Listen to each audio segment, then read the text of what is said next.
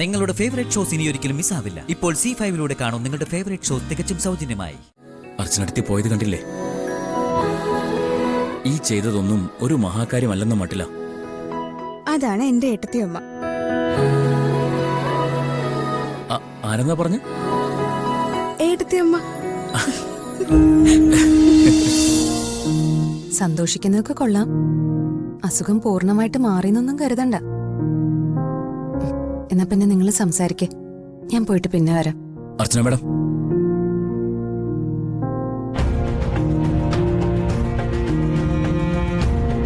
ധനുഷ് എന്തായി കാണിക്കുന്നത്? ദൈവങ്ങളുടെ മുൻപിലാണ് സാധാരണ മനുഷ്യൻ കൈകൂപ്പുന്നത്. അർച്ചന മേഡം ഇപ്പോ എന്റെ മുൻപിൽ ദൈവത്തിന്റെ പ്രതിരൂപമായിട്ടാണ് നിൽക്കുന്നത്. മേഡം ഇല്ലായിരുന്നെങ്കിൽ ഇതുപോലെ ഇവളെ എനിക്ക് തിരിച്ചു കിട്ടില്ലായിരുന്നു. ആര് പറഞ്ഞു? ഈ നാട്ടിൽ ഒരുപാട് ഹോസ്പിറ്റലുകളുണ്ട്. ചിക്കൻ ബോക്സ് ട്രീറ്റ് ചെയ്യുന്ന നല്ല ഡോക്ടർമാരും ഉണ്ട്. പണം കൊടുത്താ ഏത് ഹോസ്പിറ്റലിലും നല്ല കെയറും കിട്ടും. ഞാൻ എന്റെ കടമ ചെയ്തു, അത്രേ ഉള്ളൂ. അവന്തിക മേഡത്തോട് ഫോണിൽ വിളിച്ചു പറഞ്ഞിട്ട് പോലും ഒന്ന് തിരിഞ്ഞുകൂടി നോക്കിയില്ല. പിന്നെ ആരെ വിളിക്കണമെന്നുള്ള എനിക്കൊരു രൂപവും കിട്ടിയില്ല. സേതു സാറിനെ വിളിച്ചാലോ, സച്ചി സാറിനെ വിളിച്ചാലോ, അർച്ചന മേഡത്തെ വിളിച്ചാലോ എന്നൊക്കെ ഞാൻ ആലോചിച്ചു. ആ സമയത്ത് സ്നേഹയുടെ കോൾ വന്നത്. മാഡം വന്നു എന്നറിഞ്ഞപ്പോ സത്യം പറഞ്ഞാൽ എനിക്ക് വിശ്വസിക്കാൻ പറ്റിയില്ല. അതും അവന്തിക മേഡത്തോട് ഞാൻ സംസാരിക്കുന്നത് കേട്ടിട്ട്. ആരും വിളിക്കാതെ സ്നേഹ ഇത്രയും ദിവസം നോക്കി, വേണ്ടതെല്ലാം ചെയ്തു. അതും സ്വന്തം കുഞ്ഞിന്റെ കാര്യം പോലും മാറ്റിവെച്ചിട്ട്. ഇവിടെ ഈ വാതിൽക്കൽ ഷീറ്റ് വിരിച്ചു മാഡം കിടന്നുറങ്ങുന്ന ഒരു രംഗം സ്നേഹ എന്നെ വീഡിയോ കോളിലൂടെ കാണിച്ചു. എന്റെ കണ്ണ് നിറഞ്ഞുപോയി. ഇത്രയും സ്നേഹം ഞങ്ങളോട് കാണിക്കാനായിട്ട് ഞങ്ങളും മാഡത്തിന് ഒരു ഉപകാരം ചെയ്തിട്ടില്ലല്ലോ. ചെയ്തതെല്ലാം ദ്രോഹങ്ങൾ മാത്രം. ഈ കടപ്പാട് എത്ര നന്ദി പറഞ്ഞാലും തീരില്ല.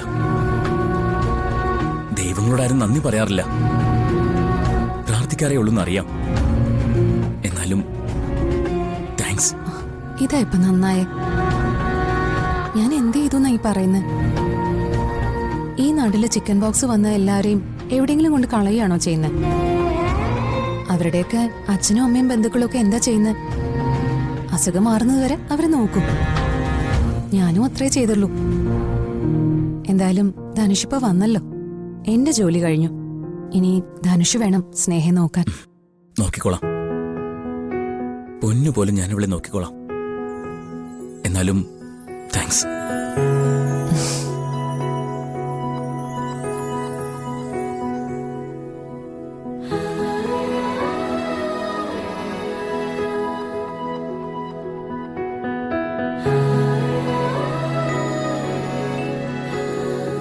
അർച്ചനടുത്ത് പോയത് കണ്ടില്ലേ?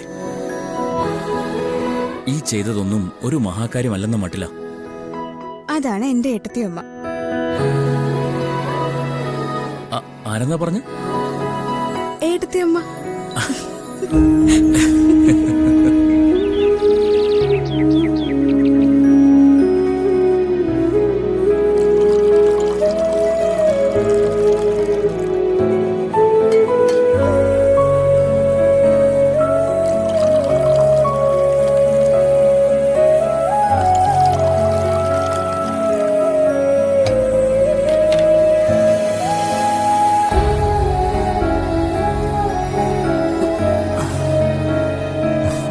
സച്ചേട്ടാ, ചായ. അർച്ചനേട്ടത്തി എഴുന്നേറ്റില്ലേ? ഇല്ല, നല്ല ഉറക്ക. എന്നാ പിന്നെ ഞാൻ ചായ എടുത്തിട്ട് വരാം.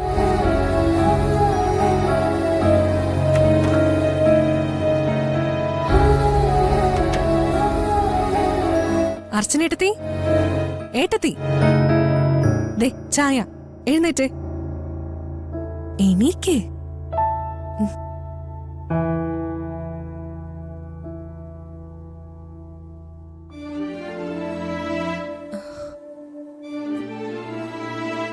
ഏട്ടത്തി, എന്താ?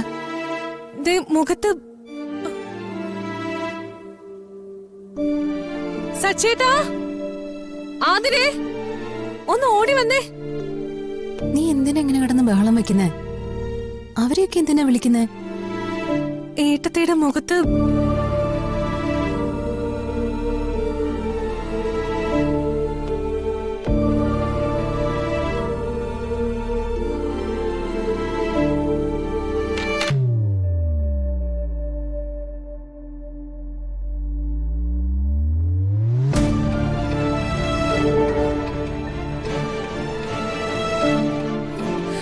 ഏട്ടത്തി, ഇത് ചിക്കൻ ബോക്സ് തന്നെയാ. ഒരാള് കുളിച്ചു കയറിയ അയാളെ നോക്കുന്ന ആൾക്ക് രോഗം പകരുമെന്ന് പറയുന്നത് സത്യാണെന്ന് ഇപ്പൊ മനസ്സിലായില്ലേ? ചിക്കൻ ബോക്സ് ഒരിക്കൽ വന്നവർക്ക് പിന്നീട് വരില്ലെന്ന് ഏട്ടത്തി പറഞ്ഞതോ? അതിന് എനിക്ക് ചിക്കൻ ബോക്സ് മുമ്പ് വന്നിട്ടില്ലല്ലോ. പിന്നെ നിങ്ങളാരും ഭയപ്പെടാതിരിക്കാൻ വേണ്ടിയാ ഞാൻ അങ്ങനെ പറഞ്ഞേ. അപ്പോ ഏട്ടത്തി അങ്ങനെ പറഞ്ഞത് മനഃപൂർവ്വമായിരുന്നോ? അല്ല, ഞാനല്ലേ അവളെ നോക്കിയിരുന്നത്. അതുകൊണ്ട് എനിക്കിത് വരുമെന്ന് ഉറപ്പായിരുന്നു. എന്നിരുത്തി നീ പേടിക്കൊന്നും വേണ്ട. എനിക്ക് ഒരു പേടിയില്ല. എന്താ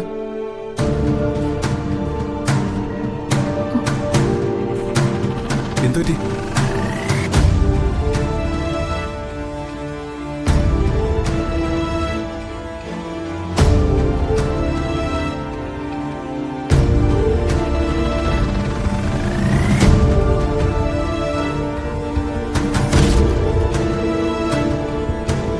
എന്താ എന്താ ഇവിടെ?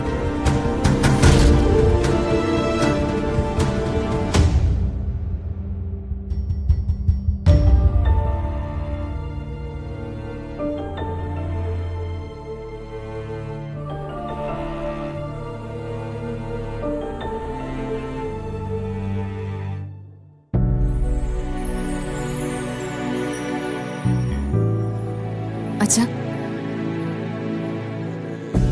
എന്തിനാ എല്ലാരും ഇങ്ങനെ പേടിക്കുന്നേ? ഇത് പുതിയ കാര്യമൊന്നും അല്ലല്ലോ. സ്നേഹ കുളിച്ചു കയറിയപ്പോ അതെനിക്ക് പകർന്നു, അത്രേ ഉള്ളൂ. എല്ലാരും പോയിക്കോളൂ. ഇനി കുറച്ച് ദിവസത്തേക്ക് ഈ മുറിയിൽ ഞാൻ ഒറ്റയ്ക്ക് മതി. മോളെ, നമുക്ക് ഏതെങ്കിലും ഹോസ്പിറ്റലിൽ പോവാം. അത് കൊള്ളാം. സ്നേഹയ്ക്ക് അസുഖം വന്നപ്പോ അവളെ ആശുപത്രി കൊണ്ടുപോവാതെ എനിക്ക് വന്നപ്പോ ആശുപത്രി പോവാനും അതിന്റെ ഒന്നും ആവശ്യമില്ല അച്ഛാ.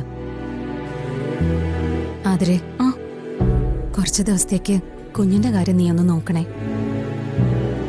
അത് മാത്രമേ ഉള്ളൂ എനിക്കൊരു പേടി. കുഞ്ഞിന്റെ കാര്യം ഓർത്ത് ചേച്ചി വിഷമിക്കണ്ട, അവളെ ഞാൻ നോക്കോളാം. എന്നാ പിന്നെ എല്ലാരും പോയേ. ഇന്നു മുതല് ഞാൻ ഈ റൂമിലെ മഹാറാണിയാ. എനിക്ക് കഴിക്കാനും കുടിക്കാനും ഉള്ളതൊക്കെ നിങ്ങളിവിടെ എത്തിക്കണം. മോളെ, എന്താ അച്ഛാ? കുറച്ച് ദിവസത്തേക്ക് എനിക്ക് അച്ഛന് മരുന്ന് എടുത്തു തരാൻ പറ്റില്ല, അത്രയല്ലേ ഉള്ളൂ. ഡൗൺലോഡ് ചെയ്യൂ C5 ആപ്പ്. കാണൂ എല്ലാ എപ്പിസോഡുകളും സൗജന്യമായി.